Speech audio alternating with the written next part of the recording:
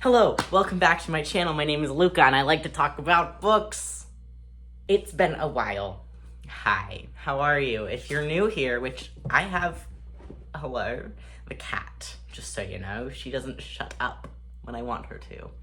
What can I do? I'm talking about you. In fact, I'm trash talking you. How does that make you feel? Don't do it, you just... Hello, welcome back to my channel. My name is Luca. You know, the whole rigmarole. It's been a while. I've been massively depressed for the past couple months, and we're back, baby! Started reading again, feeling pretty great. And this video is going to be a March, not a TBR, the other one, wrap up. It's a reading wrap up. All right.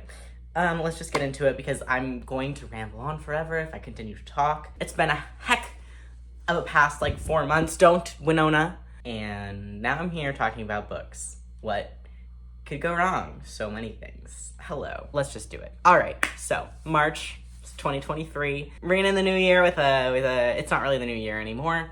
Whatever, we're in March. This is a March reading wrap up. Oh my God, literally, I don't know how to do this anymore. So, in March, or actually in February, for class, I read a Stephen King short novel. I don't want to, it was a novel, okay? It was a novella. It was too long to feel like a novella. Thank you. Anyway, so it was quite long. It was Langoliers, whatever, I'm not gonna talk about it. But that did get me on a little Stephen King kick, and then I read another Stephen King. I read Elevation. Weird. Also not gonna talk about it. That's February. February doesn't matter anymore. We're in talking about March. So the first book that I did read for March was a Stephen King book, and it was Salem's Lot, his famous vampire story. Oh, hello. His second novel, I think, so pretty old Stephen King. It's about this town, Salem's Lot, and there's this house, and everyone's like, it's like the Boo Radley house. Maybe, the reference could be wrong, but I think it's like the Boo Radley house. There's this house, everyone's like, this house is haunted, some guy killed himself up there, and it just looks over the town, and everyone is freaked out about the house, and then someone comes and is like, my partner and I want to buy this house. The guy who does what are those called? You know, real estate agent, leasing guy is like, why do you want to buy the house? And this creepy guy is like, it's a business opportunity. We're buying the house. We got to move somewhere. It's a cool house. So, you know, he buys the house. Cool, great, amazing. Fun little way to start a story. Spooky house, guy buys a house. Cut to Ben Markley. I think that's his name. Don't remember, sorry. He's an author. He's got 2 successful books out, I think-ish. He's coming back to Salem's Lot to write a story inspired by Salem's Lot and his childhood, where he grew up. And so people are kind of wary of him because, he's sort of a stranger. Salem's Lot is not very big, and he hasn't lived there in a really long time, and he also, maybe he wasn't born there, he just, lived there for a little bit. Anyway, he has some history with this spooky house, and he's like, I want to go live there, and the leasing agent is like, bro, it's been sold. And Ben Markley is like, what? No way. Anyway, he's pretty astounded, and it's weird, but he settles in the boarding house, and he's gonna write this novel. And then there's also the story. There's a bunch of different characters. So basically, I'm not gonna continue talking about the characters because there are so many of them. It's the vampire story. Things get creepy. It's Stephen King. What do you expect? There's also a romance between Susan and the author. I'd say Ben and Susan are the main characters, but honestly, one thing that I really, really admired about the book is that the town itself is a character. I thought that was a very cool thing to just have happen. It's been a long time, I don't know how to talk about books anymore. Anyway, so the town itself was a character, which is really cool, and obviously the town can't be a character, you know what I mean? It has to be things in the town, the people in the town, but it was still pretty cool, and I admired that part of it. So there were a lot of characters to keep track of. It was 600 pages long, but large font. So anyway, it's kind of long. Stephen King, horror. I was ultimately not impressed, I think, in the end. Again, this is the beginning of March, what do I know? But it was just okay. I do feel like that with a lot of Stephen King books, though. They're just very okay. They're not my thing, necessarily. I just read them because I hope that they will make me feel something. At least that's why I read this one, and then also I was on a Stephen King kick. Every time I get out of my Stephen King kick, I'm like, why did I do that? Like, yeah, I want to read Carrie and Cujo, but at the same time, do I really want to read Carrie and Cujo? Like, I don't know. I could just watch the movie for Carrie and whatever. So anyway, I am, as always, kind of impressed with how much Stephen King has completely dominated the commercial horror section of the bookstore. He is really successful, and he's not a bad writer, so it makes sense that he's good. He knows what he's up to. But I was just a little about Salem's Lot. Might not necessarily recommend it, just it was there. It was Stephen King. I'm gonna move on. So I kind of continued on this sort of horror kick. So the next book that I read was The Guide by Peter Heller. This is about a man named Jack. He is an outdoorsy guy, and Winona, your eating is distracting me. He's an outdoorsy guy, like rancher, fisher. Think Jack Twist, Brokeback Mountain, but like not really. He's a rancher. He's a fisher, big time. And he has this job opportunity with this really secretive resort, fishing resort, wellness center, fishing resort in the middle of nowhere. And he gets there, and that's kind of where the story starts. There's a bunch of weird rules. He's like, whatever, I'm just here to fish. He's hired as a guide, hence the title of the book. He is assigned, or his first client, or whatever, is this very famous musician, Allison Kay. That's how he knows her. She has some other name, right? But he starts fishing with Allison Kay, and they're having a great time, essentially. But things just are kind of weird.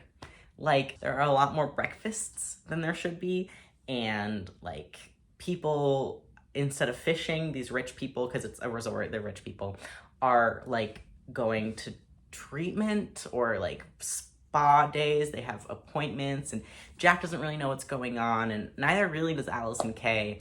Also, keynote, this is set in like 2021, like pandemic exists. It's never named, but it exists. Or it was written in 2021 or 2022. Anyway, the pandemic is a part of this. So they're in this isolated town, and just things start getting really weird. And eventually there's like a major subplot that the resort has been doing that's like uncovered, and it gets spooky.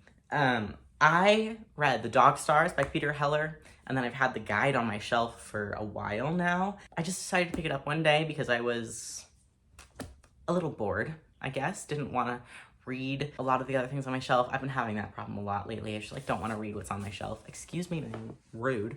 Anyway, it was really exciting. I really like the way Peter Heller writes. I had a wonderful time.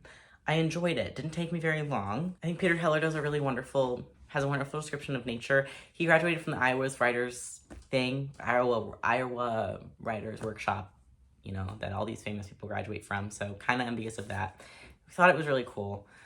Gave it 4 stars. Would recommend. Was eerie. A lot about fishing I didn't know. And then also this mysterious plot that uncovers itself was like, you want to know what's going on. And it was wonderful. I was entertained and also mysterized. I had a mystery inside of me. The book had a mystery, and I was like, wow, I want to answer that mystery. So overall, very well done. Would recommend. Peter Heller's work in general is very fun. Okay, nice. The next book I read is a book that I read for school. And so I'm not going to talk about it very much because I wrote an essay on it. And you know what that does to my enjoyment of a book. Not a whole lot, actually. I read Exit West by Mohsin Hamid. I basically read it twice because I had to write an essay on it, and you know. But it is about Said and Nadia. They live in an unnamed country that is on the brink of war.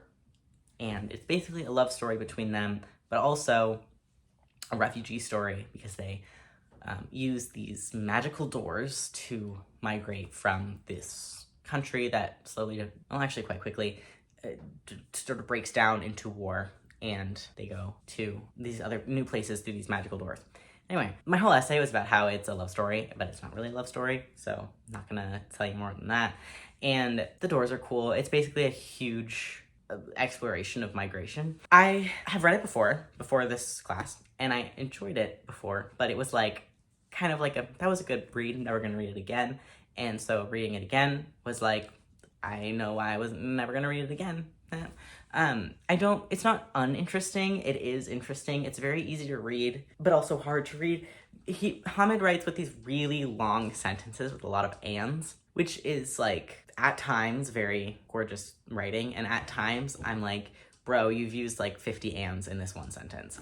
So I kind of could leave or take his writing style, not necessarily my thing, but also I can see why people are like, really like it, because it is lyrical and fun, and he has some really great moments. I think I'm being critical because I wrote an essay about it, and just like, I'm over it, you know, and it's been half a month and I'm still just like, I'm over it. I don't want to hear about it anymore. So anyway, not a bad book by any means, but I just am not interested in talking about it. I would recommend it to write an essay about it, I guess. I don't know. I had a lot of people in my class were like, what is this, Narnia with magic doors stuff? So it is magical realism. But if you can get past that, it is a very intriguing story about migration and the people that we love and lose through the act of migrating. And then I went back to reading books with a little bit of a horror twist to them. And I read The Anomaly by Hervé de Tellier, which is about this plane that is flying from France to New York, like Paris to New York, and there's this huge storm off the coast by Nova Scotia, and then the plane lands. Not a big deal. Whatever. We learn about the characters who are on the plane. We learn about their lives, like, before and after the plane. Like, the plane is in March, so we kind of learn from March to late June. We learn about their lives. And then the plane lands again in June. And everyone's like, what? This plane landed in March. Like, we know we've tracked the lives of these people who were on this plane that landed in March. But the exact same plane, the one that took off in March, is like, bro, we went through some turbulence, we're here, we need to land. It's also late June. And so everyone starts freaking out, and the governments get involved, and they run this whole, like, international protocol for basically alien invasion. Like, what if it's not an alien invasion? It's Protocol 42. And they're because they don't know what to do, because essentially there is now a duplicate of everyone on that plane. Everyone. And so it branches off from being just like about these characters to about the meeting of these characters' duplicates and just like the weird stuff that's going on. Very interesting. I don't personally find the idea, like, obviously if there was a duplicate of me, I'd be a little bit more concerned, but I don't find the idea of anomalies and this like doppelganger and that kind of thing very horrifying. So I thought it was really just interesting. It didn't end. I wasn't dissatisfied with the ending, but I also wasn't satisfied with the ending. I thought, it was already quite a long novel, or longer than I think the average contemporary fiction novel. I think it could have been way longer because you could have explored so much more, but at the same time, there's only so much you can explore. That's just basically the way that different people on the plane react to the fact that they now have a doppelganger who hasn't lived the past 3 months of their life. Like they're exactly the same until March. And then it's like, what? Yeah, that's what it's about. I really, really enjoyed it. It's translated from the French also, by the way. I don't know. Yeah, I don't know. I would highly recommend, actually. I liked it. It was anomalous. Is that a word? I don't know. It was that, though. And then, because I was really enjoying The Guide by Peter Heller, I went and bought The River by Peter Heller, because I was like, I want to read another Peter Heller book. And then when I picked up The River, I realized it follows the same character, Jack, except before this event that took place in The Guide. So it does follow Jack, and in The Guide they talk about this tragedy that Jack has gone through with his friend Wynne, and The River is basically about that tragedy. So Jack and Wynne, two great fishers at Dartmouth, that's where they meet, so really intelligent literary guys, but who also really enjoy fishing, become like really best buds when they first meet.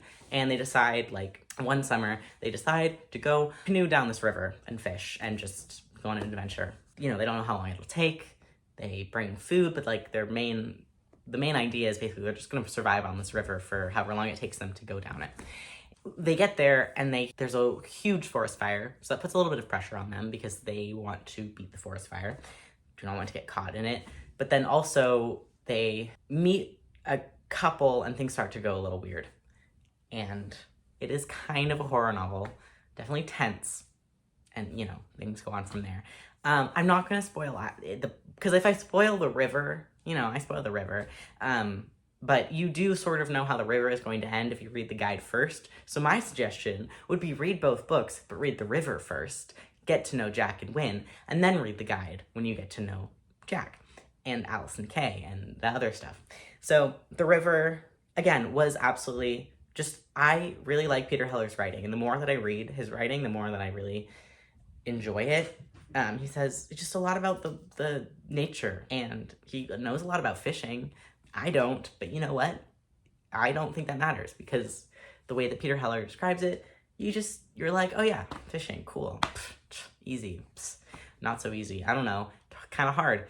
Anyway, I did really enjoy The River and the guide, and I would recommend both books, but in their proper order, not backwards. And then I was feeling this sense of wonder with nature writing. I thought, what a perfect time to read this book that has been sitting on my shelf for a while, by one of the authors that I have read that has written gloriously about nature, and that was Bewilderment by Richard Powers. He wrote the Overstory, which is all about trees, which was absolutely lovely. Even though I don't really remember it too well, I remember really, really, really enjoying it and liking trees. So then I read the Bewilderment. Bewilderment follows astrobiologist Theo and his son, Robin. Robin's like 9 when they start the book. Robin is most likely on the spectrum, although we don't actually get a particular like diagnosis of Robin. We just know that he's kind of an interesting kid. He doesn't get along with people his age.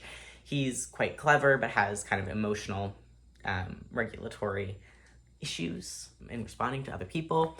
Theo's wife, Robin's mom, recently passed, maybe a couple years ago, and Theo's sort of still trying to figure out how to raise this kid on his own. He just doesn't feel as strong a connection with as Robin felt with Alyssa, the mom. So we have kind of that dynamic, and that storyline takes off because Robin is able to start this sort of neurological behavioral feedback training. So you can sort of map his brain to copy someone else's brain. Sounds pretty cool. I don't know if it's like a real study form, but it sounds cool. This kind of helps Robin a lot. And then Theo is also trying to, you know, manage his son, his work, the research. He creates these planets, like computer simulation of these planets that exist really far away, that have life on them. And so he and Robin kind of explore these planets, but he's also looking for funding. And Robin is also discovering basically a fictionalized version of Greta Thunberg activism, and it takes place, you can definitely tell it takes place in the Trump era, maybe written before Trump was not reelected, because the presidential campaign is like a big part of this. But there's a lot of just emotions, and I guess we're sort of supposed to be dealing with planets and life, and is our planet gonna survive, and all this stuff. I don't know. In the end, did not enjoy this as much as I enjoyed Overstory. There were some lines in the book that were very powerful, but overall I did not feel that the book conveyed a strong message of hope, which is kind of important to me right now. It felt very, oh wow, our planet is not doing great, and I was like, I don't need this right now. And also, I don't care too much about the story. I liked it, but I wasn't like, Robin and Theo, get your relationship together. So I don't know. I wasn't totally convinced, and in the end, it just kind of made me sad. It's like not a bad book, and if you like Richard Powers, I would say it's definitely good, but maybe just not what I needed at the time. Not something I'm gonna read again. Aliens aren't really my thing. Life on other planets isn't really what I'm interested in. I don't know. So basically, that's Bewilderment. The next book I read, Radio Silence by Alice Oseman. Now, if you know me, you know this is one of my favorite books. This is probably my favorite author of all time. And my friend was reading Radio Silence because she hadn't read Radio Silence yet. And sorry, but that's unacceptable. So I was like, you need to read Radio Silence. And she was like, okay. And I was like, I'll read it with you. And then I didn't end up reading it with her because I just didn't feel like reading because I was kind of in the middle of bewilderment, feeling kind of stuck. But then I read Radio Silence. Now, Radio Silence, if you don't know, written by Alice Oseman, who created Heartstopper. Woo! Wow. Ugh, we love Alice Oseman. Oh, speaking of, I did also reread all of the Heartstopper that's available on Tapas, all the mini comics and stuff. Not going to go into that, but I love Heartstopper so much. So anyway, that made me feel really great too. But anyway, Radio Silence. So Radio Silence follows Frances and Aled. Frances, oh, I love her. She's like, school is life. I'm gonna go to university. I have to get into this top university for English lit. I'm gonna go to university. I'm gonna get a job. I'm gonna be happy. Key thing of that is she's going to be happy. She hates her life. Like, not really. She thinks her life is fine. But she's like two different people. She's school Frances and she's real Frances. And she is not enjoying school Frances. She sort of realizes is just not who she is, and she's kind of lying to everyone that she's around. In comes Aled. Aled! Oh, God, do I love Aled. I'm being a little too loud. Sorry. I love Aled. In comes Aled. Now, he's the creator of this online podcast thing called Universe City. And what do you know? This is Frances's favorite internet thing. She's a huge fangirl. She creates endless amounts of fan art for it. We open, she's giving a speech, she's head girl. It's the end of the year, year 12 for her, so she has one more year of school. She's giving this big speech because she's head girl, and after the speech, she gets a text or message from the creator of Universe City, who is a total anonymous, like, who knows who this person is, and is like, hey, I love your art, do you want to work with the show? And she's like, holy crap, the creator of Universe City reached out. She goes to a party, she meets Aled, she's like, Aled's weird, but I also used to be best friends with his twin sister, so like, whatever. And then they basically continue and get to know each other, and they form a really good friendship, and things are revealed. Anyway, sorry, I'm getting distracted because of how much I love the story. So basically, Aled and Frances become really good friends. They're both kind of internet nerds, and they connect over this podcast, Universe City. It's not a romance, which is fun, but there's definitely themes of romance in it. Winona, you're being distracting. Anyway, there's themes of romance in it. Let me just tell you a few things. Alice Oseman writes, so she's like, it's not been too long since she was a teenager, but she writes like a teenager. Like, she writes, and maybe like this isn't what a teenager would do now, but she writes like a real person. I really enjoy that. Her characters are so real and very wow. And also, her conflicts are not like, oh my God, am I gonna fall in love? Am I gonna have a date to prom? Like, it's a very real, like my friendship is at the stake, and you can feel like this actual feelings about it. It's just lovely. It's wonderful and awesome. Oh my gosh. I just love the way that Alice Oseman writes. She makes me laugh. She makes me cry. Brian, cried every time. I've read this book 3 times now. I always know it's coming. Every single time I go, you did what now? Excuse me, Brian. Anyway, so overall, absolutely love Alice Oseman. Absolutely love Radio Silence. It is really truly just about this friendship between Frances and then Aled. Let me tell you who Aled is real quick, because I'm doing this all out of order. It doesn't matter. Who cares? It's my video. I can do what I want. Aled is this total, quiet, shy, basically a loser. Like, no one really knows him. He's really smart, but like, who is he really? And, you know, Frances takes him home when he gets really drunk at this party, and she's never really met him. They just become really good friends, and she realizes that there's more to Aled than this weird, shy little nerd. She's like, I kind of get that, because like, there's more to me than this like head girl study machine robot, whatever. You know, as I said, their friendship unfolds, and then in the end, their friendship is put to the test, and it's just wow. And I want to be friends with both of them.